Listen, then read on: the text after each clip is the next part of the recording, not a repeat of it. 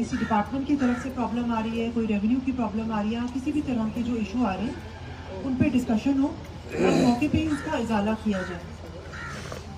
मैं बड़ी खुश हूँ कि बहुत सारे महकमे जो है अच्छा काम कर रहे हैं और अभी कल ही रिसेंटली परसों ही जीपीडीपी भी हुआ जिसमें ग्राम सभा हमने हर जगह की। आज भी जो हमने ये एक तरह से ग्राम सभा ही होती है ब्लॉक दिवस, जिसमें हम सारे लोगों को बुलाते हैं। आपने जितने भी इश्यूज उठाए हैं वो मैंने भी नोट किए और सारे ऑफिसर्स को भी नोट करवाए हैं और इन पर इंशाल्लाह फॉलोअप भी होगा। जो डिपार्टमेंट्स जिनको हमने कहा है कि हमें 2-3 दिन के अंदर रिपोर्ट देने के लिए, वो मैंने भी नोट कर लिया है, उनसे भी हम रिपोर्ट लेंगे कि इस पर क्या कार्रवाई हुई। बाकी जितने भी आपने आरडीडी के इश्यूज बताए वो आपको एसीडी साहब ने भी बताए हैं कि उन पे भी काम हो रहा है।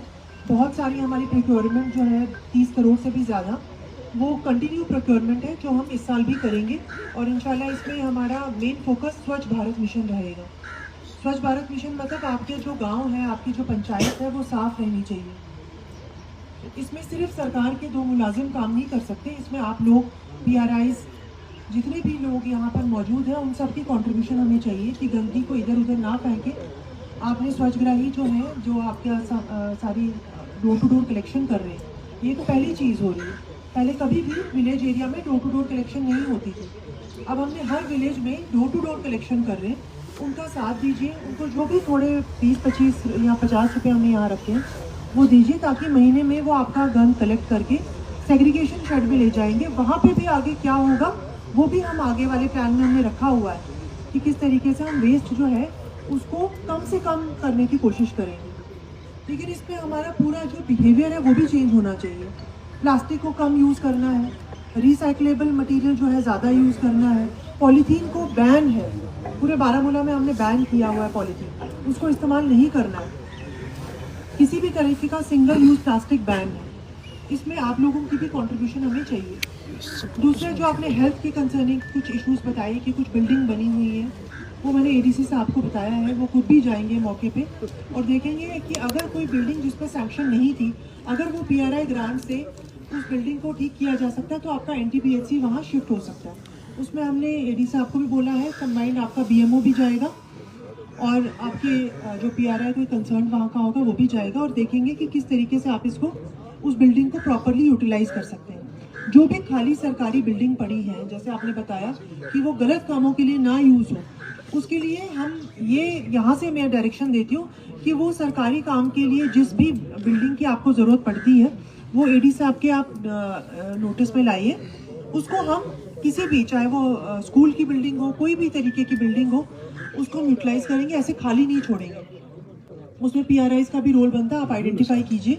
अगर ऐसी कोई और भी बिल्डिंग्स हैं उनको हम यूटिलाइज करेंगे, ज़रूर करेंगे। और अगर हमारे पास पीआरआई ग्रांट्स या कोई और भी ग्रांट्स होंगे उसको हम, जैसे आपने 3-4 यहाँ पर हॉस्पिटल्स के नाम बताए, वो हमने नोट कर लिए हुए हैं।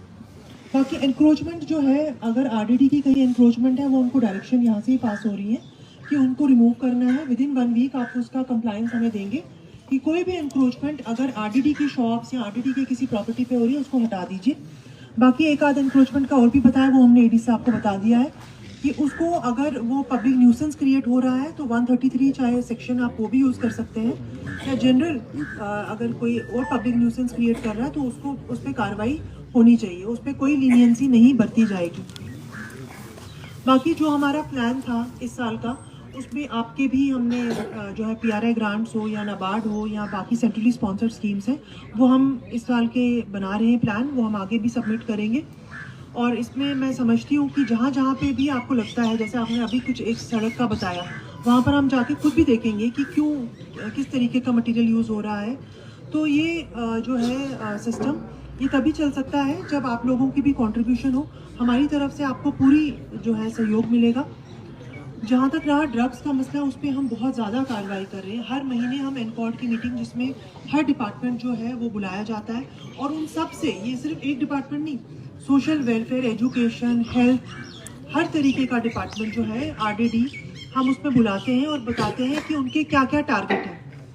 इसमें स्कूल एजुकेशन जो है, जेडीयू साहब आए, हाँ, तो इसका बहुत इंपॉर्टेंट रोल है कि स्कूलों में हमारे कोई भी इस तरीके का मसला नहीं होना चाहिए। आपको जहाँ पे हमने कहा है कि नो टू ड्रग्स, और स्कूलों के गेट्स बंद नहीं होने चाहिए। ये नहीं हो कि बच्चा अगर लेट आ रहा है तो उसको एंट्री नहीं करनी है, ठीक है। वो इंस्ट्रक्शंस हमने इनको एनकॉर्ड की मीटिंग में देते हैं। पुलिस को भी डायरेक्शंस होती हैं कि कहाँ कहाँ पे जो है डमी का इस्तेमाल करना है, कैसे पकड़ना है, क्या चीज़ें हमने जब्ती की हुई हैं, वो तो हम कर ही रहे हैं। लेकिन हम आपसे भी रिक्वेस्ट करते हैं कि अपने बच्चों का ध्यान रखें, वो कहाँ जा रहे हैं। पेरेंट्स को पता होना चाहिए बच्चे कहाँ जा रहे हैं, स्कूल जा रहे हैं, कोचिंग जा रहे हैं, खेलने जा रहे हैं, किसके साथ उठ बैठ रहे हैं। उनके बैग्स को खुद भी चेक कर लीजिए, ठीक है। जो जिम्मेदारी माँ बाप की है, टीचर्स की है, हमारी है, वो हम सबको अपनी अपनी जिम्मेदारियाँ निभानी है। पैसे मैं रिक्वेस्ट करूँगी बच्चों को ना दीजिए। जो बच्चा पढ़ रहा है उसको पैसे देने की कोई ज़रूरत नहीं है। जो उसकी ज़रूरत है वो आप खुद पूरी कर सकते हैं। पैसे नहीं दीजिए, ऐसे रिसोर्सेज बच्चों को नहीं दीजिए जिसकी उसको ज़रूरत नहीं है, ठीक है। और इवन अडल्ट्स के लिए मैं ये कहना चाहती हूँ कि हमारा जो माशरा जिसमें बहुत सारे सोशल इवेंट्स हम देख रहे हैं वो राइज हो रहे हैं, वो इसलिए भी हो रहे हैं क्योंकि आज हम एक दूसरे की खबर नहीं रखते। हमें लगता है कि ये उनके घर का मसला है, हम क्यों इसमें टांग अड़ाएं। लेकिन मुझे लगता है हमारे माशरे को आज फिर से इस चीज़ की ज़रूरत है कि हम मिलें, चाहे वो मस्जिद कमेटीज़ हो, चाहे वो मोहल्ला कमेटीज़ हो, चाहे वो PRIs हो। मैं सबसे ये रिक्वेस्ट करती हूँ कि इसमें वाज नसीहत की तो ज़रूरत है ही, लेकिन साथ में रेप्रिमांड करने की भी ज़रूरत है। अगर कोई गलत काम कर रहा है तो उसको प्लीज़ हमारे नोटिस में लाइए। किसी को अगर रिहैबिलिटेशन की ज़रूरत है, हमने उसके लिए अपने रिसोर्सेज से एक रिहैबिलिटेशन सेंटर खोला हुआ है, उसमें बच्चों को भेजिए। या कोई अडल्ट भी आना चाहता है, वो वापस आना चाहता है नॉर्मल लाइफ में, तो हम उसकी पूरी मदद करेंगे। हमारा GMC में हेल्पलाइन नंबर चल रहे हैं, हमारा डी एडिक्शन सेंटर चल रहा है, पुलिस डी एडिक्शन सेंटर चल रहा है। उसमें हम सबका रोल बनता है। इसमें ये सोचना कि नहीं ये किसी और के घर का मसला है, वो हमें एटीट्यूड नहीं रखना चाहिए। दूसरी और सबसे लास्ट में ये कहना चाहूँगी कि डिपार्टमेंट्स जो है वो अपना काम करें, जहाँ पे नहीं करेंगे उन पे हम कड़ी उन पे कार्रवाई करेंगे।